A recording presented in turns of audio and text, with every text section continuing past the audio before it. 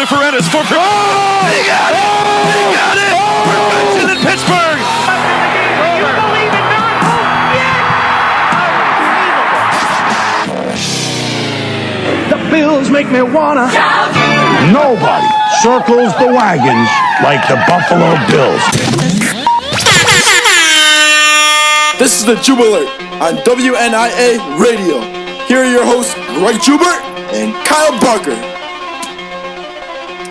Good afternoon, everybody. Today is Monday, October 5th, 2015. Here we are live at the Gallagher Center. This is the Jube Alert on WNIA, Niagara University's Mix and More Radio. Alongside Kyle Barker, once again, I am Greg Jube.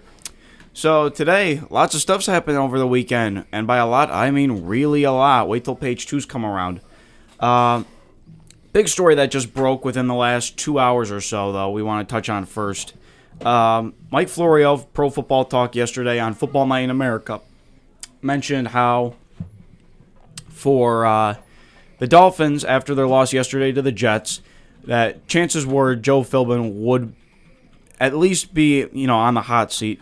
And trying to do two things at once here, go figure. So the Dolphins basically were going to talk. Stephen Ross was going to talk with Joe Philbin today about the decision to possibly fire him. As the day progressed this morning, Adam Schefter reported that Philbin would be fired today. So that took care of that. And it officially came in about an hour ago. He had 3+ years in Miami. Never got above an 8-8 season. No playoff appearances. A 24-28 record in his 52 games as Miami Dolphins head coach. So Philbin is out after only 4 games. Tight ends coach Dan Campbell will serve as interim head coach. He also played for the Giants, Cowboys, Lions, and Saints. And as a coach, he has been the tight ends coach in Miami since 2011. So he will get the reins now to Miami. Miami has now dropped 3 in a row. So, yeah, your thoughts, Kyle? I think it was clear change needed to be made in Miami. Philbin and the team had been struggling ever since he had gotten there. And the team is, the team clearly has lost him, and he's lost the team. You don't want to have that player-to-coach interaction where the coach doesn't believe in the players and the players don't believe in the coach. It's not a healthy balance. It's not good for the team.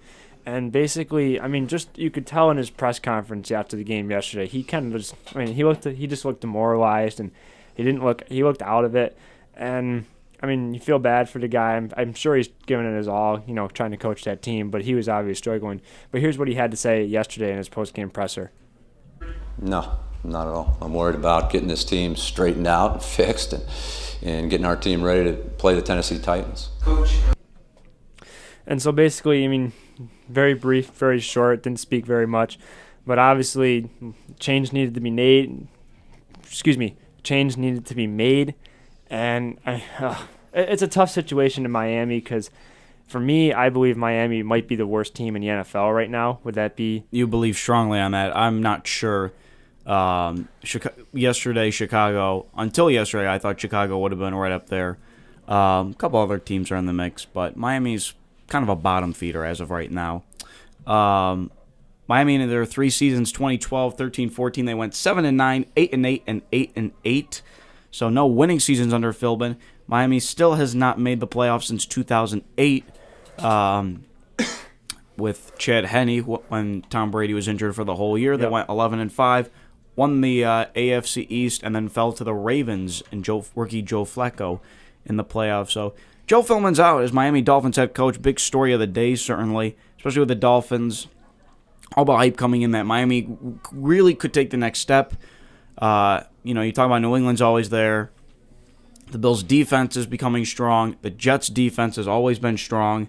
And now you have, invested all this money in Ndamukong Suh. You have him and Olivier Vernon, and Cameron Wake is still there. And it just didn't work out. And it hasn't worked out.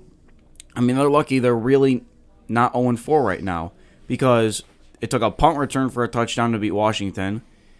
You lose to Jacksonville in overtime. You get smothered at home by Buffalo. And then you just have no control the game in London yesterday against the Jets. So Their last 2 games have been horrendous. it was the right decision to do, though, because Miami is on a bye right now. So that's a big plus, getting that overlap done. If you're going to do it now, because you have a big stretch ahead of you. So Miami will come back in Week 6 at Tennessee. And then after that, they have home against Houston, and then 2 big divisional games at New England, at Buffalo. So once again, that's Joe Philbin, head coach of the Miami Dolphins, no more. Moving on to Major League Baseball, another firing, one that we certainly talked about last week. Matt Williams is officially out along with his entire coaching staff for the Washington Nationals. They were 83-79 this season, despite the fact that they had a team record $164 million payroll. Max Scherzer threw 2 no-hitters. Bryce Harper had an MVP-esque season, but it just didn't work out in the end. So Matt Williams is out after 2 seasons in Washington. So next step's going to be who's in now in the nation's capital. I'm very surprised that they released the whole coaching staff. I mean, I guess I can understand in Matt Williams, and Washington's been struggling, but again, another place where a change needed to be made, another team that was looking high and looking good on paper and then did not fulfill it at all when it came to the season. This season they struggled, especially at home. They struggled this year, and obviously the fights between Bryce Harper and Papelbon at the end of the season didn't help that team at all. It's going to be interesting to see who they can go for this season. I'm not sure what managers are available, but it's going to be interesting to see who they hire. It's going to have to be someone who's even-keeled, I think. I mean, there's a couple of names you could throw out there. Dusty Baker would be a good one for that club. Bud Black is there. He would be an option after being fired by San Diego earlier this year. There's Cal Ripken is one that just came out as a name. I mean, certainly no experience in the past. Brother Billy is always on MLB Network. But, Cal Ripken, it could happen. It really could happen that he could. And I think he'd be okay at it at least. So, only time will tell, really. But, the Nationals are just in a sticky situation right now. They just want to forget this whole season happened, really. With the exception of bringing in Scherzer. Just nothing great happened, really. With the exception, again, of Scherzer and Harper. Just people got hurt. We talked about this certainly a bit on Friday. Just didn't all click this year. And then when the Mets got all together and the trade deadline passed, the Mets won and the Nationals lost, and that took care of that. So Matt Williams is officially out as Nationals manager. So, yeah, that happened. So, basically, the names you brought up are good managers, I think, that would be good in Washington. You can't have anybody that's there.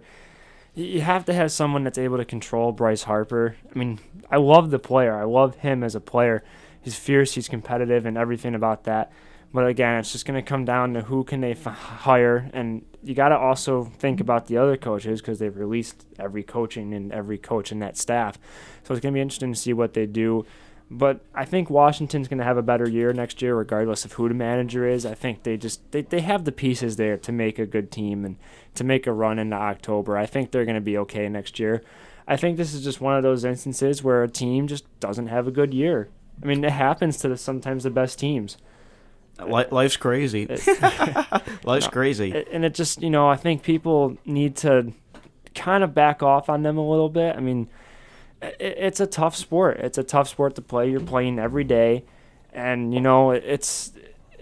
we'll see what happens. But moving on now, we're going to move on to some college football. We're going to move on to the big game over the weekend. Florida demolishes Ole Miss 38-10 in Florida.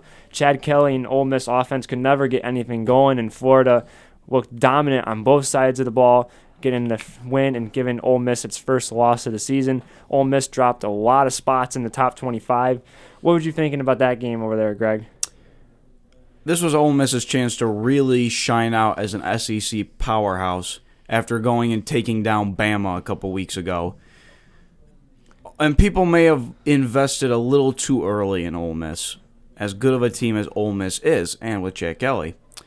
And Florida's a legitimate team. Florida really is getting back to basics. They're back in relevance now after that win. They're right there. They're in the top 25 and then some. So they'll get it all fixed out. But you know what? I like what Florida's done this year. I mean, Ole Miss, we'll see where it takes them. I think Ole Miss will bounce back pretty well next week. I don't think it should be too big of a problem. I mean, they're at home against New Mexico State on Saturday at noon. Shouldn't be that big of a challenge, but Ole Miss did not score a touchdown until the fourth quarter. They didn't score at all in the first half. So, I mean, does that really say more about Ole Miss and Chad Kelly or more about Florida's defense? It's more about Florida's defense. And here's another thing. I think Ole Miss is going to be okay. I mean, you can have one loss and you can still make the playoff now. So I think Ole Miss is going to be all right. They're a good team, and they just smothered Alabama. Played a complete game, forced turnovers. I mean, they just never really got anything started in the Florida game. I wasn't really sure how come they weren't able to get anything going. I mean, I still think that they're a better team than Florida. They just didn't play very good at all. It was good. I mean, I was surprised by them losing by 28 to Florida. I mean, I don't really think anyone had Florida winning by 28. Right, and I wouldn't have either. I would have said Ole Miss would have won by probably a touchdown. Maybe I a said touchdown. Yeah, a touchdown or a field goal. It wasn't going to be that big of a spread. And Florida went out and killed Ole Miss. And it was a great game by Florida on both sides of the ball, like I said. And Greer was throwing the ball all over the place. They were running the ball good. They had just a perfectly balanced offense. Nothing much Ole Miss could do by the third quarter. It was a lost game by that point. Let's talk about how about Ohio State on Saturday and that crazy ending. Overrated. Wow. I mean, you're talking about, though, Indiana came to play, though.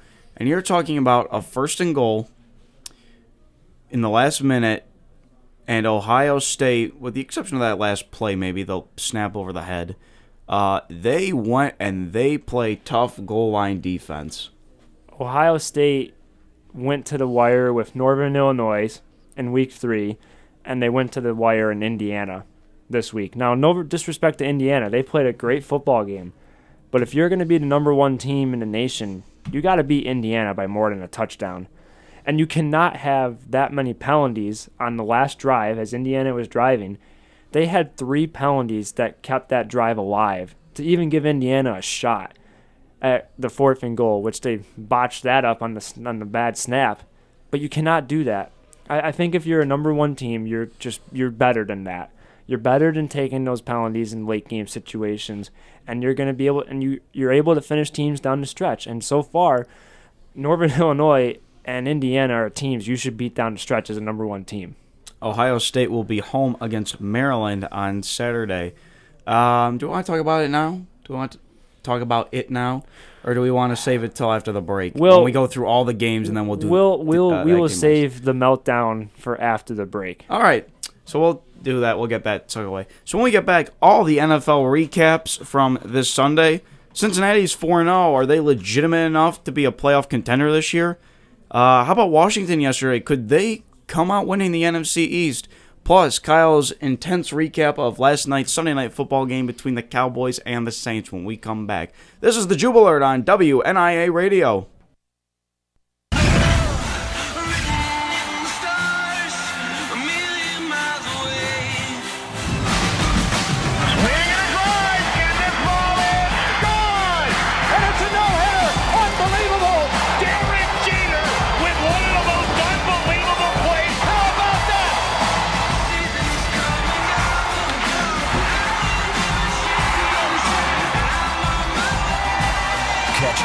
On Fox and TBS. Hit on the throw. He has his man. It's Hogan into the end zone for the Buffalo touchdown. Taylor's going to take a shot. He's got his man Hogan caught in the end zone for the Buffalo touchdown. Buffalo Bills football on Fox and CBS all season long. Welcome back to the Jube Alert, live in the Gallagher Center basement here at NU. Here are your hosts, Greg Juber and Kyle Barker. All right, we are back here on the Jube Alert on WNIA Radio. Breaking news that just came in, according to sources, 6-time All-Star left-hand pitchers for the Yankees, CC Sabathia is going to be checking into rehab for alcohol. He will not be in the playoffs for the Yankees. He will not be on the postseason roster. Wow. And we talked about... That just broke? That was just breaking as soon as we cut to break, yes. CC Sabathia will be checking into rehab. And we talked about the old guys in baseball. We mentioned Tim Hudson Friday. Him retiring after this Thursday. Mark Burley had his last game yesterday. And CC Sabathia, wow. I mean, he just has not been the same, and I'm pretty shocked. I mean, I know his pitching hasn't been the same, but I did not know that. Yeah, so that really comes as a surprise. You're right. So yeah, you look at the 200 win season, or the guys who lead the majors in wins for careers. Tim Hudson retiring, that's 1. Bartolo Colon 2. CC 3. 4 was Mark Burley, who's retiring. And AJ Burnett is 5, and he will retire after the season. So, a bit of changeover, a little bit of turnover. So, wow. So, that's again, CC Sabathia going to a rehab center for alcohol. He is unknown when he will return to the Yankees, but he will not be in on the postseason roster this year. So, a little extra pressure on Tanaka, Ivan Nova, maybe Evaldi. According to Ken Rosenthal of Fox Sports, Sabathia says in a statement that he looks forward to rejoining the team next season. So, obviously puts a little bit of pressure, especially for Tanaka in the wild card game. We're going to talk about that a little later when they go and play the Astros Tuesday night. So, yeah, wow. The fact that he did it now is just beyond surprising. Let alone the fact that that came out, but, I mean, to do it now... He's kind of a key piece for that team in the postseason. He's not the best pitcher in the world. Just for a locker room presence does a big part of that. Oh, man, they really need him in that rotation. They don't have a third and fourth pitcher that can do what he can do. Here's the official statement from CC Sabathia. Today I am checking myself into an alcohol rehabilitation center to receive the professional care and assistance needed to treat my disease. I love baseball and I love my teammates like brothers, and I am fully aware that I am leaving at a time when we should be coming together for one last push toward the World Series. It hurts me deeply to do this now, but I owe it to myself and to my family to get myself right. I want to control my disease, and I want to be a better man, father, and player. I want to thank the New York Yankees organization for their encouragement and understanding. Their support gives me great strength and has allowed me to move forward with this decision with a clear mind. As difficult as this is to share publicly, I don't want to hide and run. But for now, please respect my family's need for privacy as we work through this challenge together. Being an adult means being accountable. Being a baseball player means that others look up to you. I want my kids and others who may have become fans of mine over the years to know that I am not too big of a man to ask for help. I want to hold my head up high, have a full heart, and be the type of person, again, that I can be proud of. And that's exactly what I'm going to do. I'm looking forward to being out on the field with my team next season, playing the game that brings me so much happiness. Well, props to him. I mean, that's a tough thing to do. And, I mean, it's a tough thing to do it now when you're a Yankees player. I mean, you're the most followed team of baseball in probably the world. The most popular franchise in the world. And to put away, your personal needs now. And that was a very well-written statement. Very well said. I mean, kudos to him for doing that. I don't think I would be... I mean, I think the pressure of just doing that before the playoffs would get to me. But, I mean, that's everyone's different, and, I mean, kudos to him for doing that. All right, so that's once again, finally, CC Sabathia will not be with the Yankees as he goes into a rehab center this week. Moving on, though, let's go to some football. Let's talk about all the great weekend games. There we go. All right, so we're going to start over with the early game that was on at 9:30 a.m. Eastern. Jets at Dolphins. Jets coming in looking for a 3-1 start. Miami just trying to get back to 500 in what turned out to be Joe Philbin's final game. Ryan Fitzpatrick, 16 for 29, 218 yards, a TD, and a pick on a running play as he got to the sideline. Ndamukong Suh appeared to smack him in the back of the head. Look for that for a possible suspension coming up for Suh. He clearly kicked him in the head. Yeah, it was a sweep of a leg. What on earth is he thinking? He could have just picked up his leg, but I don't know. But, Crazy. so, Chris Ivory, 29 carries for 166 yards and a score. Brandon Marshall, 7 catches for 128. Ryan Tannehill threw 198 yards. Kenny Stills, 5 catches, 81 yards. So, again, Miami is now going to be going into Week 5 on a bye. As for the Jets, they will be home against Washington next Sunday. Not much to talk about in Atlanta. Atlanta goes to 4-0 after beating the Houston Texans 48-21. Devontae Freeman and the Atlanta Falcons dominated this one from the start. Freeman scored 3 more touchdowns and added to his already impressive touchdown record this season, and the Falcons remained unbeaten. J.J. Watt had a struggling day. He couldn't get much going on the defensive end, but once again, the Falcons are now 4-0 after a 48-21 win over the Houston Texans. Giants at Buffalo. Eli Manning and the Giants got out to a 16-3 lead thanks to some big touchdowns, including ones to Dwayne Harris and Reuben Randall. The Bills came back to make it 16-10 with a Tyrod Taylor 23-yard touchdown pass to Carlos Williams. But on a 3rd and 3 on a crucial situation, Nigel Bradham could not wrap up Rashad Jennings on a screen pass. And then with that, Rashad Jennings was gone and to the house for a 51-yard touchdown. And the Giants were able to hold back any comeback that Buffalo had in mind. So Giants win 24-10. Giants will be facing the 49ers next Sunday night on NBC. As for the Bills, they will be going to Tennessee. All right, in Chicago, Jay Cutler returns for the Bears, and the Bears get the win over the favored Raiders. Oakland loses this one 22-20 on a last-second field goal. Derek Carr went 20 for 33, 196 yards, 2 picks. His predecessor, Jay Cutler, who was 28 for 43, 281 yards, and 2 scores. Again, the Bears get their first win of the year, 22-20 over the Oakland Raiders. In Cincinnati, we go to the Queen City where the Chiefs went into battle. The undefeated Bengals trying to give the Bengals their first drop in the L column. Alex Smith actually threw 386 yards yesterday. Jamal Charles put 75 on the ground, and Jeremy Maclin went 11 catches for 148 yards.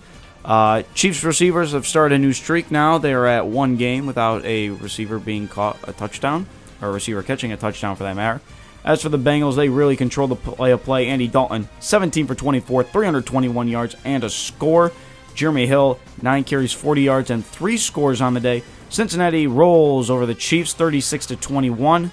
They will go to 4-0 now, and the Chiefs fall to 1-3. All right, moving on to Indianapolis. This one was a barn burner. The Colts beat the Jaguars 16-13 in Lucas Oil Stadium.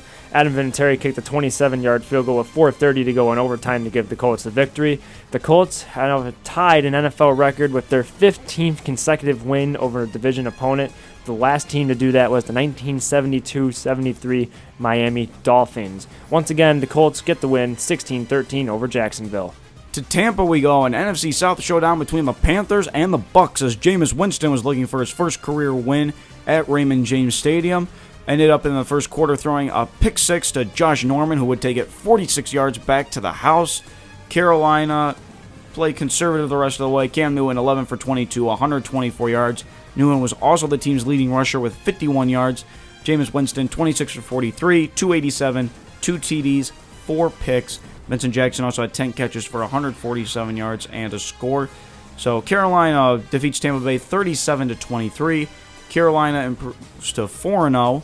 Tampa Bay falls to 1-3. All right, at FedEx Field, the Washington Redskins advanced to 2-2, defeating the Philadelphia Eagles 23-20. Philly falls to 1-3 on the year. Kirk Cousins threw a 4-yard touchdown pass to Pierre Carzone with 26 seconds left on Sunday to give the Washington Redskins the win.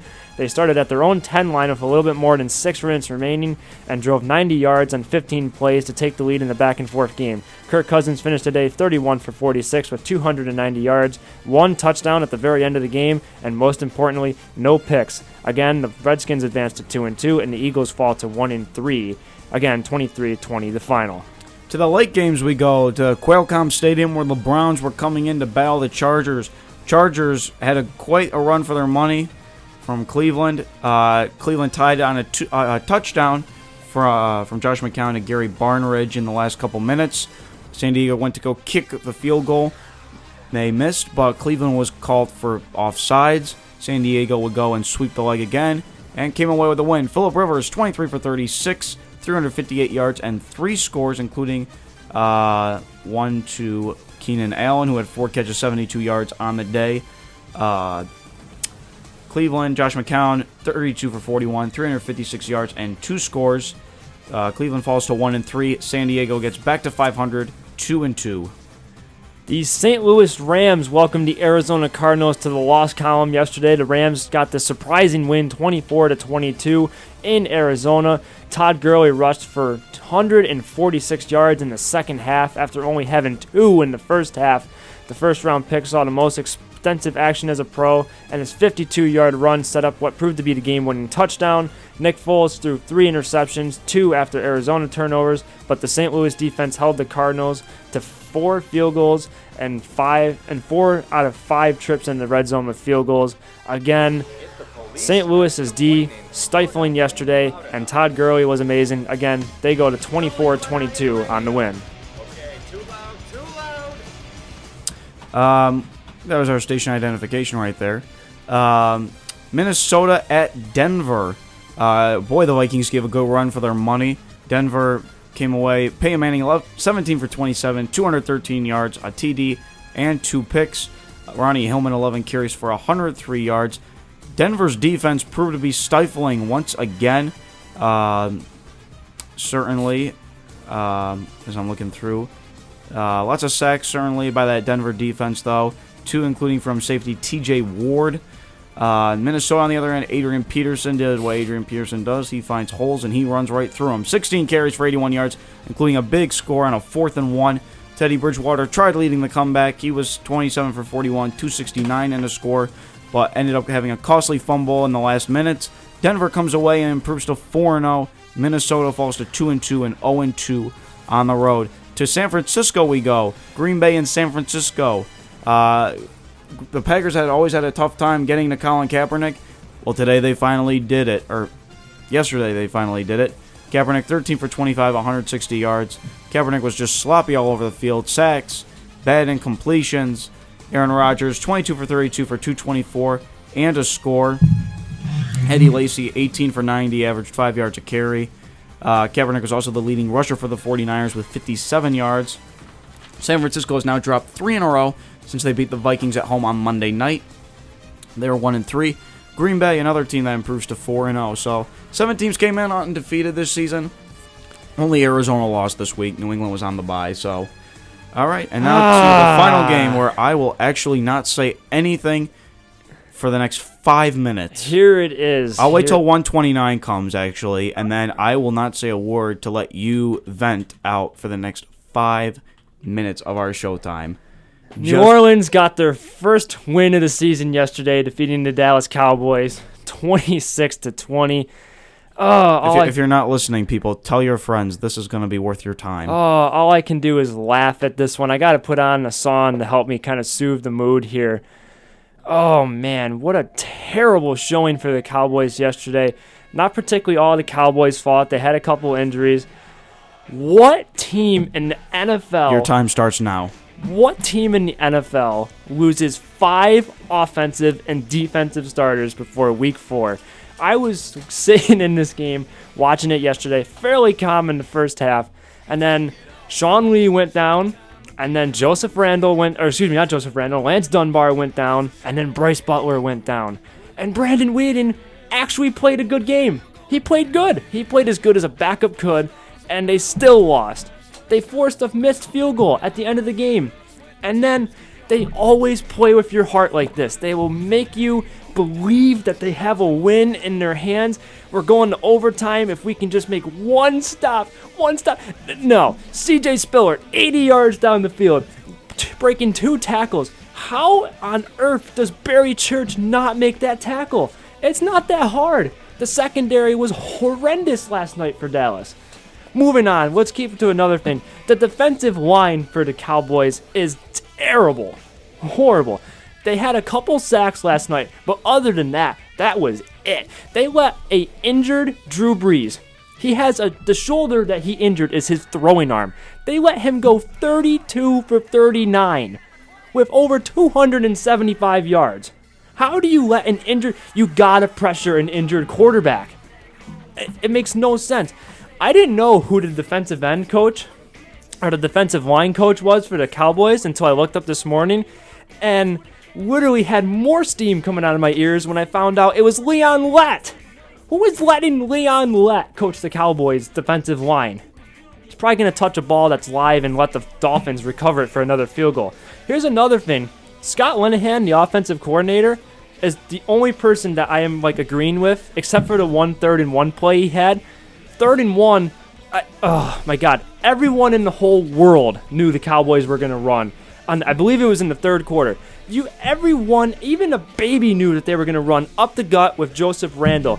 And I'm like, they're not going to get it. And guess what? They lost 5 yards on that run. They got to have a little bit better play calls on 3rd down situations. Rod Marinelli, God help that guy. The defensive coordinator. Oh my God. What is going on? I know he doesn't have much to work with, but you can still be competitive and you can still show effort and try and make a tackle. They were missing tackles left and right. Here's a list of the injuries for you. We have Randy Gregory, the defensive end. Jeremy Minchie, another defensive end, out. Romo, Bryant, Orlando Scandrick was done before the season even began. We have even more. Ronaldo McClain is now hurt. Sean Lee's hurt. Lance Dunbar, he's probably done for the season. So there goes a running back. Thank God they made that Christian Michael trade. And also thank God Greg Hardy's coming back, because, this team is lost right now. Ronald Reilly is hurt, the guard, and Bryce Butler's hurt. Just a couple notes for next week. They play New England. I don't give Dallas a hope to win this game at all. Tom Brady's probably going to throw for about 600 yards on that secondary. That's just horrendous right now. Oh my God. Barry Church, Tyler Patman, Brandon Carr, Jeremy Wilcox, Morris Claiborne, and Byron Jones. Get it together. Oh man, oh man, oh man. I told myself I was going to try and hold back today, but my sports self-esteem castle just collapsed last night. Last night was I have said that there's been final straws. Last night was the absolute final straw for me last night. And I know Greg was sitting there watching it, and oh my God, I don't have much hope for the Cowboys this season. Oh, last night was just gut-wrenching. And here's another note. Here's another food for thought for next weekend. New England doesn't have a single player that's injured, and Dallas has about, the whole first string is hurt. Unbelievable. I don't know what Dallas is going to do. How can you let your backup quarterback, who is not that great, he plays a good game. Like I said, Scott Linehan, the offensive coordinator, had a good game plan. Short dump passes. That first drive, they were just boom, boom, boom, down the field. And then they get into the red zone and stink in the red zone. They are missing Des Bryant terribly. I'm done. So that loss last night, tell me how that made you feel. I didn't sleep. I'm kidding. I didn't sleep. In case you didn't know, for those of you listening out in Radioville, Kyle really likes the Cowboys. And not only do I like the Cowboys, I always believe in them, to the day that I die. And what NFL team can become good like they were last season and get to the playoffs and just lose on this call that is so controversial that it just makes me cringe every time I think about it. And then they're supposed to be good this season. And expectations are high. Things are looking good. Romo had the best offseason in years. Des Bryant got re-signed. We got rid of DeMarco Murray, who's now crying in Philadelphia about his amount of carries he's getting. And in the first 3 weeks, we lose 10 players to injury. And we are starting essentially a college team right now. They have no one they can go to. No one. Terrence Williams was not good last night. He caught the tying touchdown, but he wasn't getting open. The receivers, you know what? I can't talk about it anymore. Can you see the steam coming out of my ears? For those of you who are listening and are on campus, if you could just bring a basket of Snickers to the station, I think those would be greatly appreciated right about now. So, you know what? We're going to leave it at that. Cowboys have New England next weekend, and then thankfully they have a bye in week 6, so we don't have to watch them. Maybe they can figure out how to tackle during that week. Once again, that's the Saints getting their first win against the Cowboys. That's all I have. In overtime. We'll be right back on Sunday Night Football. We'll be right back here on a Jube Alert.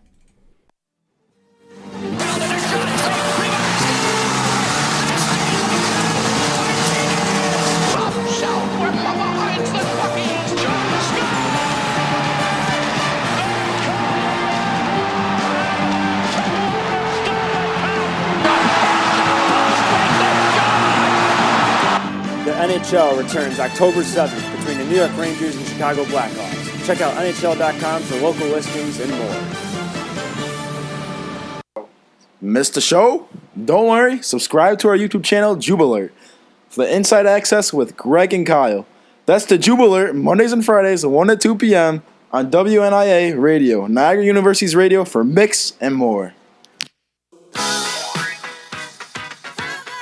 Welcome back to the Jube Alert, live in the Gallagher Center basement here at NU. Here are your hosts, Greg Jubert and Kyle Barker. Hi there. How's your day going? Probably better than anybody's in Dallas. I'm sure it's better than anyone in Dallas's and mine. Oh man, I'm so glad I got that off my chest. I hope more people listen to that, then I hope that explodes. Someone's got to hear that in Dallas. You're going to be trending by the end of the day, I have a feeling. You're going to be trending and not for the right reasons. You know what, though? Someone had to say it, and oh man, I'm just glad I got it out. You know what I mean? Someone had to do it, and just, well, we're going to move on now. We're going to move on to page 2s. Smart move. All the things that you don't usually see on the front page of the sport paper, we're going to talk about now. So we're going to start off with Leonard Fournette. Leonard Fournette keeps his impressive season going. He had 26 carries, 233 yards, and 3 touchdowns in a 44-22 win over Eastern Michigan. LSU continues to roll on, and they will move on to next week. In the top 25 rankings, Ohio State stays. Ooh, that was not the right one. Ohio State stays at number 1. TCU, Baylor, and Michigan, and Michigan State, and then Utah round out the top 5 there. Just to point that out, that's the first time in 5 years an SEC school is not in the top 5. I'm sorry, I'm laughing. I'm checking my phone, and I have a lot of clapping emojis from people that I know. You're going to be adored with applause when we come back off the elevator later. Oh, man. Moving on anyway, Florida is up 14 spots in the poll, and Ole Miss is down 11 spots after their loss over the weekend. We're also going to move on now to the Chicago Blackhawks. Chicago Blackhawks have waived veteran forward Brian Bickle. He scored the game-tying goal in the 2013 Stanley Cup Finals in Game 6, and then 17 seconds later, they scored again to win the Stanley Cup. Moving on now to more hockey, the Arizona Coyotes have sent their 3rd overall pick, Dylan Strome, back to the minors. He will return to the Erie Otters of the OHL. Moving on now to college football, UAB students have voted highly to support the football team to come back. The students have actually favored a self-imposed $25 fee per semester to support football, bowling, and rifle teams. Wow. Rifle. You weren't expecting that one, were you? Well, it is the South. That is true. I mean, it is the South. I didn't think of it that way. All right, so we're going to move on now to SMU Golf. Yes, you heard me correct. SMU Golf NCAA champion Bryson DeChambeau will not be allowed in postseason play due to infractions from the men's basketball team that we explained, I believe, on the last show, the academic fraud. On Friday, yep. Oh, the NCAA. I could go on a rant about them too, but I'm not going to because how could one sport affect another sport? There aren't enough hours in the day for us to talk about this. We have another page 2 coming up in a second here about the NCAA. But first off, we're going to go to, the wonderful Steve Bartman. There have been a group of Cubs fans that have created a GoFundMe page. Yes, a GoFundMe page to have Steve Bartman attend the wild card game. It didn't matter where the game was going to be played. We now know it's going to be in Pittsburgh. The money was going to be used to pay for his airfare, his ticket, his hotel, and just other expenses that he might like to use as spending money. He has politely declined that offer. Thankfully, he has. I have nothing against him. But all the money will be going to a charity. So thankfully, Bartman was very happy to hear that. All jokes aside, I do actually feel really bad for Steve Bartman. I hope he gets to Wrigley Field and gets to see another Cubs game before he dies. If you've ever seen the 30 for 30 Catch in Hell, we all know that it was not his fault, and please, I do welcome him back to Wrigley Field. Moving on now to more NCAA news. Jim Boeheim will visit the NCAA Appeal Committee today in Indianapolis to try and reduce his punishments. And last page 2 before we go on to the Niagara Sports Rundown, Ichiro Suzuki has said that he would like to return for another season with the Miami Marlins. And then we're just going to quickly tap off here. On Friday, the men's and women's cross-country teams for Niagara University participated in the Paul Short Invitational. The men's team finished 36th out of 39th, and the women 40th out of 45. Moving on to Saturday, women's soccer had a 4-0 win at Quinnipiac, and the men tied 1-1 at Quinnipiac. And also in volleyball on that day, the volleyball team lost 3 sets to 2 over Siena. Hockey got their first win in an exhibition, 5-3 over Laurier.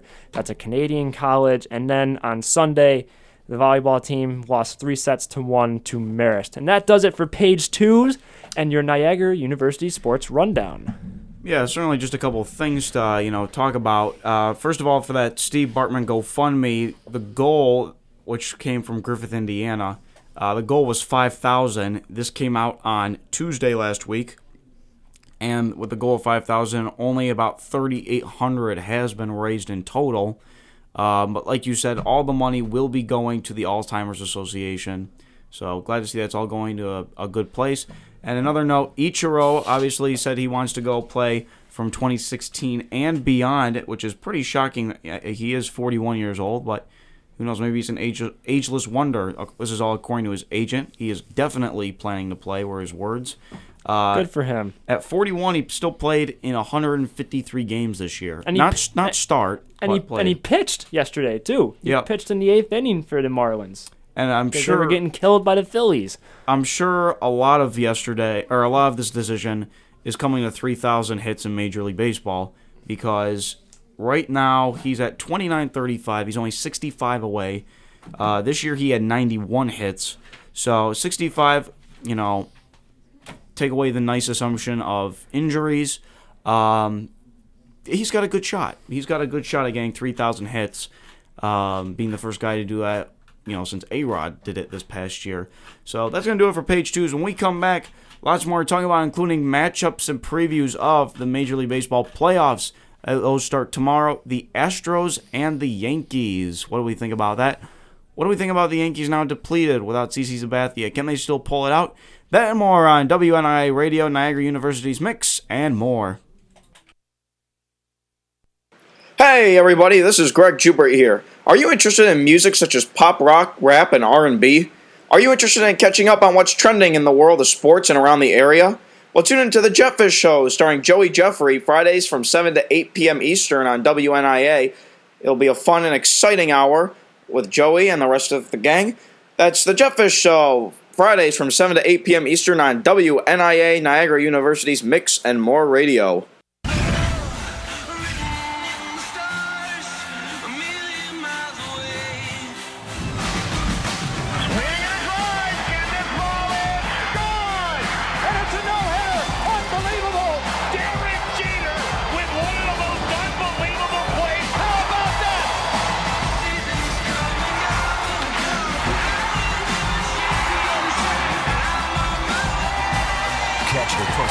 On Fox and TBS.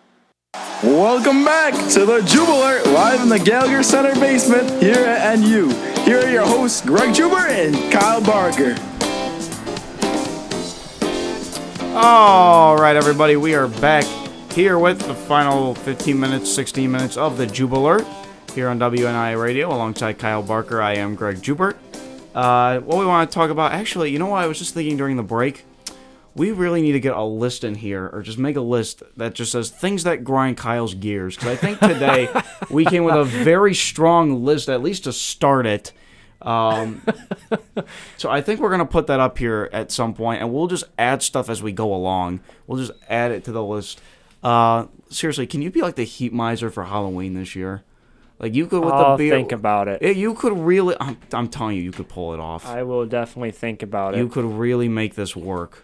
So yeah, let's talk about Major League Baseball preview. Playoffs finally were finished and set yesterday. The only team in contention that didn't make it yesterday and was officially eliminated were the Angels. The Astros officially clinching that they would be the road team in the wild card game, which will be on the 4-letter network tomorrow at 8 Eastern. Dallas Keuchel will face Masahiro Tanaka. Astros. Picking the Astros at Yankee Stadium. That's all I have. I'll take that too, only because with Teixeira, and it's just not all there. They've had a really good run this year, the Yankees. I was expecting more like 83, 84 wins, and they came out with 87.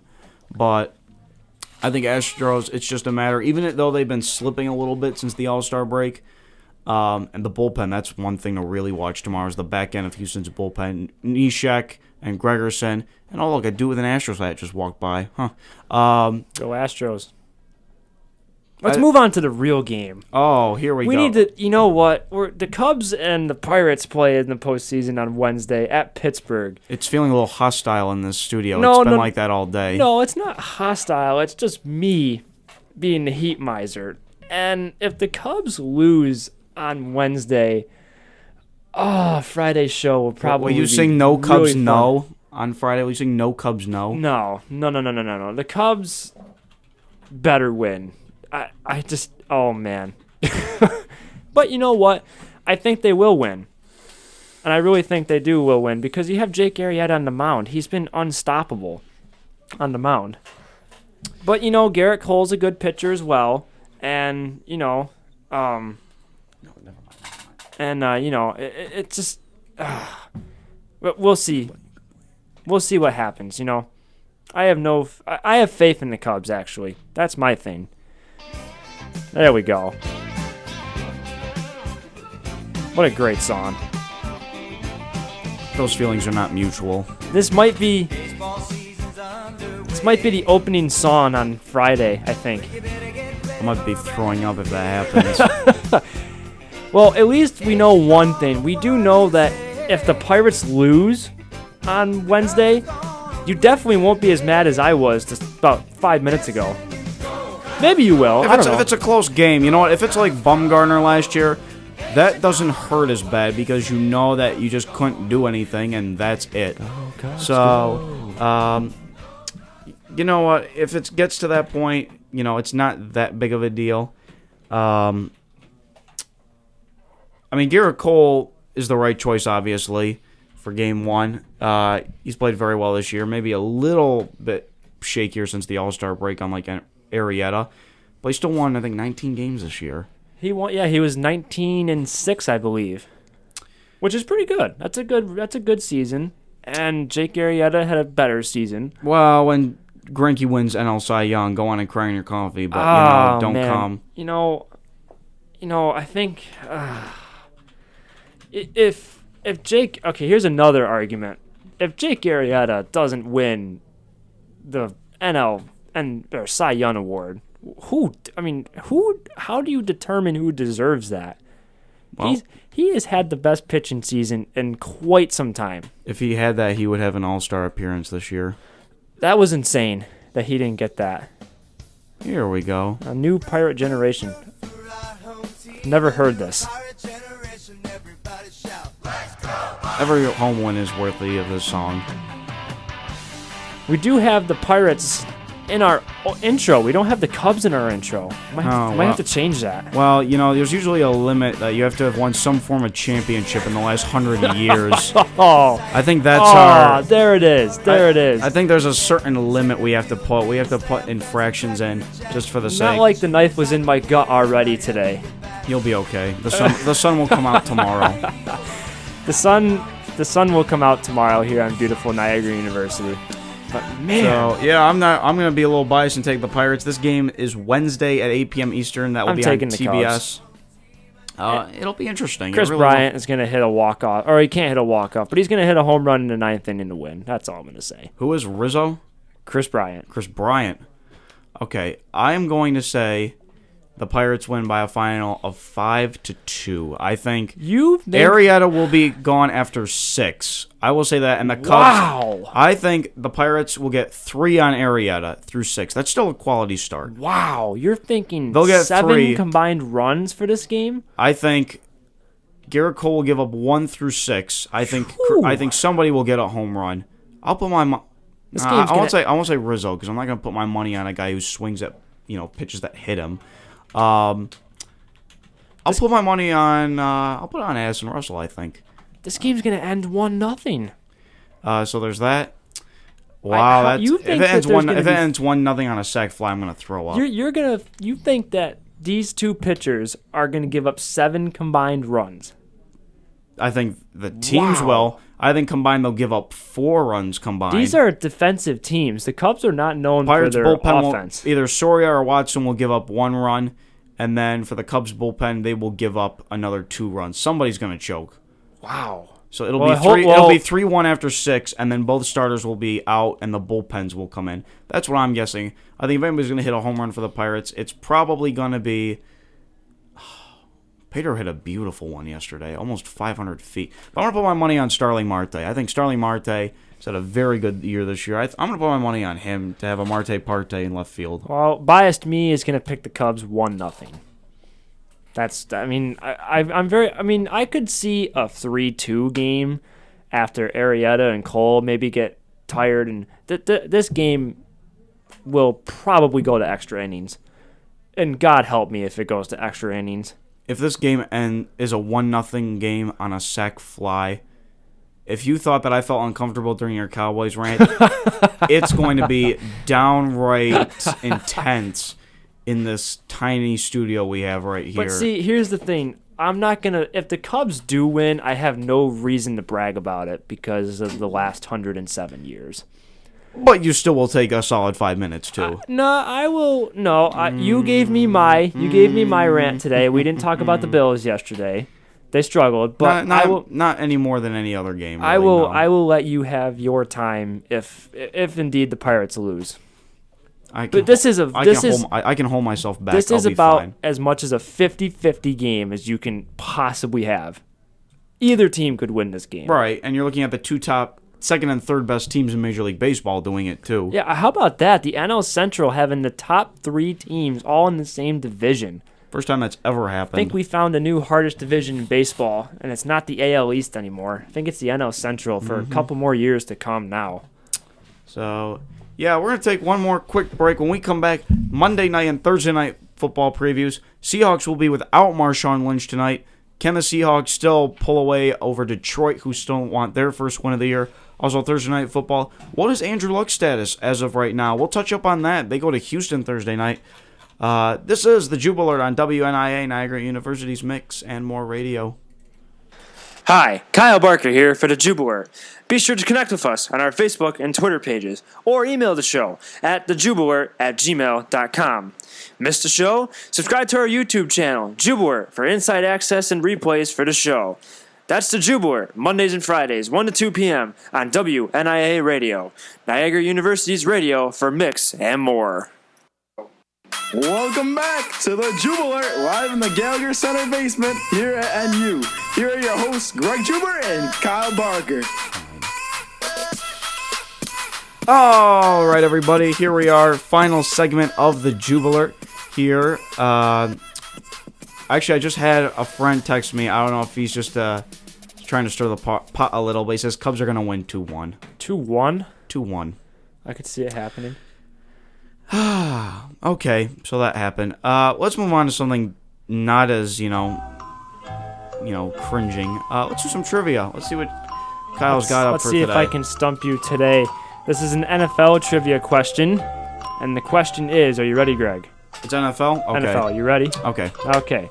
Who had the most rushing yards in the NFL in the 1980s throughout the entire decade? Oh, in the 80s. In the 80s.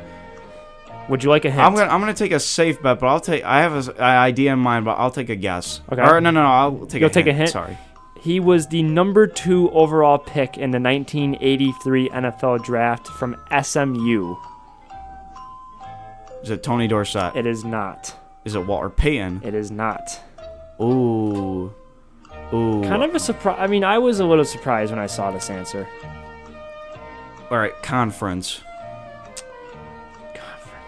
Well, he played for 4 different teams. You want the teams he played for? Sure. He played for the LA Rams, Indianapolis Colts, Oh. LA Raiders, and Atlanta Falcons. Okay, I know who this is because you said Raiders and Colts. It's Oh, he has the whole-time single-season rushing record too. He does. Oh, what's his name?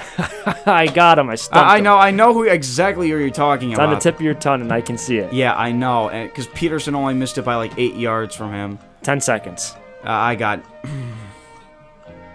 5, 4, 3, 2, 1. No answer?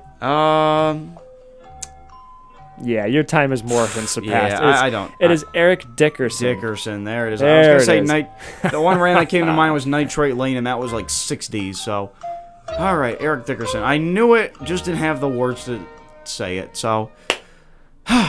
Okay, that was a good one, actually. That was a good. You like that one? Yeah, Waller Payne was actually my first pick, but then you said SMU, so I thought, wow, did they keep Dorsett? And he went to Dallas, and okay. So, and my friend just texted me Eric Dickerson with an extra exclamation point. whatever. I gotta put my phone away. So quickly gonna recap Monday Night Football before we preview that up.